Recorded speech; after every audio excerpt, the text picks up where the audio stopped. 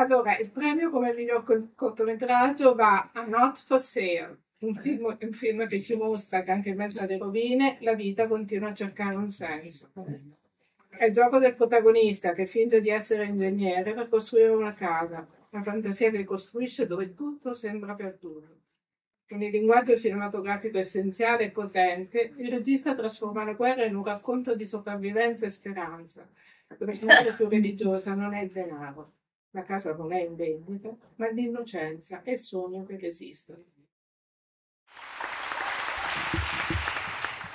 سلام، معین رولامینی هستم، کارگردان فیلم کوتاه اینجا فروشی نیست از کشور ایران. خیلی خوشحالم بابت دریافت این جایزه و تشکر میکنم از هیئت ویژه داوران و همچنین فستیوال خوب سوک که این فیلم رو لایق این جایزه دونستن. و یه تشکر ویژه هم دارم از عوامل فیلم که واقعا برای این کار خیلی زحمت کشیدن.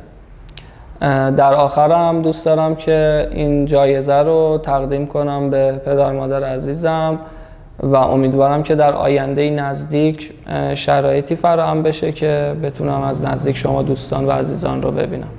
به امید دیدار، شب خوش.